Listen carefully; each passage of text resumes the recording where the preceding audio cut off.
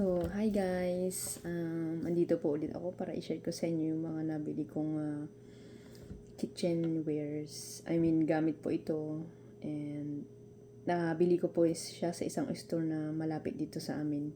Parang nag-sale po siya, clearance. And, as I have said po guys, yung nakaraan na mahilig po akong mangulikta ng mga kitchenware or yung mga alam kong gusto ko na parang pwede din siyang pang decoration sa bahay, pero nagagamit naman po siya. So ito guys ay mga glass crystalwares. So mahilig ako talagang mag-ano ng mga tulad ng mga goblet, yung mga shotting glass, yung mga pang decorate lang sa bahay ba. Same time nagagamit po siya. So ito nadaanan ko po siya papunta sa town, and nakita ko sila as in ang mura. So, wala pa po siyang tax. And yung kagandahan po sa mga ganong store, wala silang mga tax. So, ito guys ay yung mga baso, mga glassware. So, ito, first thing is, ganito po siya. Medyo manipis siya, pero maganda yung niya, crystal. So, ito is, this costs, I think, $2. $2 po siya. And, depende po yan sa laki ng so, hindi po siya pare-pareho, pero ipapakita ko lang po lahat ng mga nabili ko. May anak siya, mas maliit pa sa kanya. Ganito siya guys. So, mahilig din ako mag-wine, so I like to collect these kinds of stuffs. At least magagamit mo siya, di ba? And binili ko talaga siya parang set na small, sa size niya maliit, parang small, medium, and large. Parang ganun. So, ito yung pinaka-small, pinaka-baby. So, like, ganyan, di ba guys?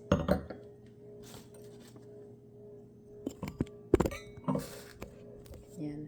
So, ayun po. Ito yung pinakamaliit niya. Ito ang mama at saka yung daddy niya. So, ganyan guys. Ito yung nabili kong mga to ay alam ko na balang araw ay magagamit ko rin po sila. And pwede mo siyang ilagay sa sa bar side ng bahay. So, yung iba po is mga baso. Parang isang set lang po siya na magkakasama. Ganito yung baso niya, diba? Nagagamit to pag nagiinom kayo. Yan.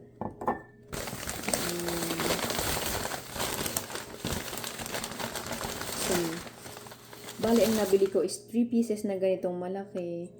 3 pieces din po dun sa medyo malaki, tapos yung dun sa maliit. So, guys. Kailangan ko na siyang hugasan para maitago ko siya ng maayos. Kaya, share ko siya para bago ko siya maitago.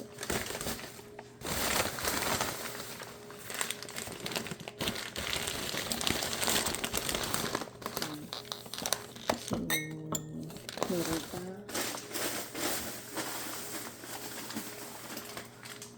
Mas maliit.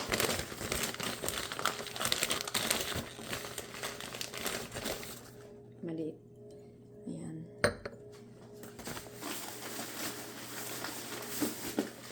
Meron pang isang may isa pang style siya guys. Mas malaki na mas matangkad siya sa isang glass. Ayan. So, pair. Ito malaki, tsaka ito yung lahat. So, ang nabili ko ganyan guys is tatlo sila lahat. Tatlong ganito, tatlong maliliit, tatlong medium, and then the bigger one is tatlo din ganito. So, ayun nga po guys. So, hindi ko na po sila bubuksan lahat kasi hugasan ko naman po. Ito ay nabili ko siya sa isang store clearance dito malapit sa amin. Nakalimutan ko yung pangalan niya, pero pag may nakikita kasi ako mga ganun na tindahan, parang sinisilip ko kung ano yung mga nandoon din. Pag alam kong mura na talaga, ayun, bibilihin ko. So, ito, ang alam ko dito is $2 lang po itong mga to. Itong maliit naman ang $1 lang siya. $1. So, di ba? Na unti-unti may ipon mo siya balang araw. May gamit ka na sa bahay. So, ayun nga po guys. Thank you for watching again. And next time, kung mayroon pa ulit akong mai-share sa inyo na mga nabibili kong gamit na mura dito sa Canada, then at least masabi ko po and you are aware kung saan niyo po pwedeng mabili yung mga ganito. O, diba? As nakakamura pa kayo. Maganda naman bumili ng brand new, pero kung pwede naman ang ganito, and why not, diba? Doon na lang tayo sa mura. So, salamat guys. Thank you for watching, and I'm gonna upload it again soon, other videos from all those stuff that I will buy to other stores. Salamat guys, and dito po sa Canada talaga, maging wise ka lang. Ang importante is may makabili ka ng importanteng magagamit mo. And konti-unti. So, thank you guys, and bye!